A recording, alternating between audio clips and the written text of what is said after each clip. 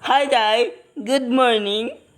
Today, samahan nyo na naman ako sa panibagong araw. Kumain at nagbihi na rin ako. At ngayon, naglalakad na ako papuntang school. Ay, sumakay pala. Mamaya-maya lang din. Sumakay na din ako sa tricycle para pumunta na doon sa school. Malapit lang naman. Pero hindi ko pwedeng lakarin dahil mapapagod ako. After that, sa mahabang-habang long ride, nakarating na rin ako agad dito sa school. Pupunta pala ako ng kantin dyan dahil maaga pa man masyado. Habang ako'y naglalakad, may mga tao pala sa kantin. Kaya agad naman akong bumalik para sa library na lang ako magtatambay.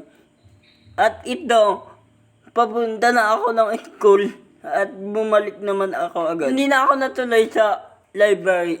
Tumuloy na lang ako dito sa room para tumambay. At ito, kakatapos lang namin magklase. Pupunta naman ako ng kantin dahil alam kong wala ng tao doon. Bakit nga ba ako tatambay sa kantin?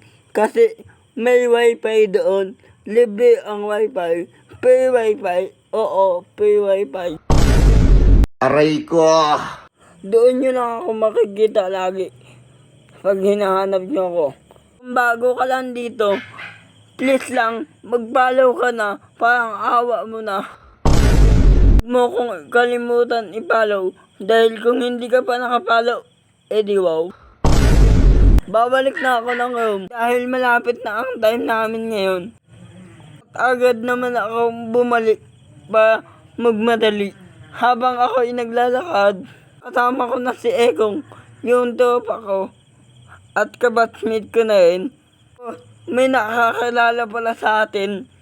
Thank you po dahil sa inyo, hindi ako magbablog. At dito, nagtatawanan na kami ni Ekong dahil nagpapabidyo lang ako sa kanya. Hiya daw akong videohan niya. Kaya, kinuha ko na yung cellphone at ako na lang ang nag-video sa akin sarili. At dito, malapit na ako sa room namin. At para sa bagong followers natin dyan, mag-iingat po kayo palagi. Huwag pong papabayaan ng sarili. Ingat po kayo palagi. Mamaya lang din. Andito na rin ako sa room. Malapit dito. At kaya dito mo na magtatapos ang vlog. Salamat na at bye-bye.